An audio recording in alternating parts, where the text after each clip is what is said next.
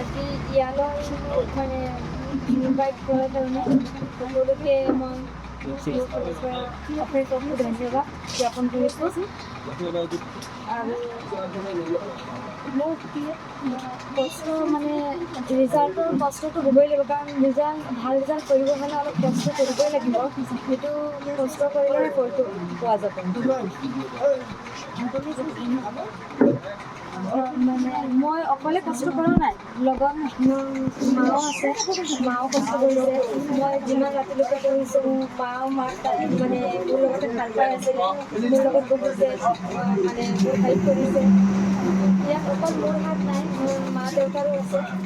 সেইকাৰণে তেওঁলোকো মোৰ কলেজৰ কাৰণে অশেষ ধন্যবাদ জ্ঞাপন কৰিছোঁ। আৰু লংকা গ্ৰেজুৱেট ইউনিয়নৰ সকলো সদস্যকে মোৰ ফালৰ পৰা অশেষ ধন্যবাদ। আমাৰ কৃতি ছাত্ৰ ছাত্ৰীৰ সংবৰ্ধনা অনুষ্ঠান আমাৰ লংকা ট্ৰাক ড্ৰাইভাৰ ইউনিয়ন ড্ৰাইভাৰসকলৰ ল'ৰা ছোৱালীৰ উচ্চ শিক্ষাৰ বাবে আমি এটা আঁচনি যোৱা বছৰ এনাউন্স কৰিছোঁ। আৰু আজি এইটো শুভ উদ্বোধনী। অৰ্থাৎ যিবিলাক ড্ৰাইভাৰৰ ল'ৰা ছোৱালী মাধ্যমিক উচ্চ মাধ্যমিক পৰীক্ষাত প্ৰথম বিভাগত উত্তীৰ্ণ হ'ব, তেওঁলোকৰ ল'ৰা ছোৱালীবিলাক যিকোনো চৰকাৰী কলেজত ভৰ্তি হ'ব, তাৰ এডমিশ্যন ফিটো আমাৰ লংকা ট্ৰাক ড্ৰাইভাৰ ইউনিয়ন বহন কৰিব। সেই উপলক্ষে আজি আমাৰ ট্ৰাক ড্ৰাইভাৰ ইউনিয়নৰ এজন ড্ৰাইভাৰ ৰফিকুল ইছলাম, তেওঁৰ জীয়ৰী ৰবিজা বেগম, তেওঁ উচ্চ মাধ্যমিক পৰীক্ষাত প্ৰথম বিভাগত উত্তীৰ্ণ হৈছে। আমাৰ প্ৰতিশ্ৰুতি মতে আজি আমি তেওঁক সংবৰ্ধনা জনাইছোঁ।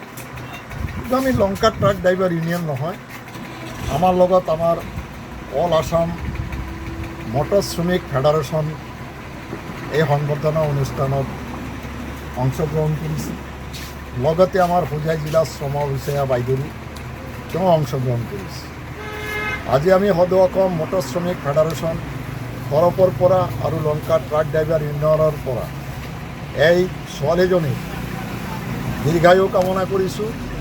ভৱিষ্যতে যেন তেওঁ এজন ডক্টৰ কিংবা ড্ৰাইভাৰ ইঞ্জিনিয়াৰ হৈ, ড্ৰাইভাৰ নহয় এজন ইঞ্জিনিয়াৰ হৈ আমাৰ মাতত থিয় দিব পাৰে, তাৰ কাৰণে আমি এই আঁচনিবোৰ গ্ৰহণ কৰিছোঁ।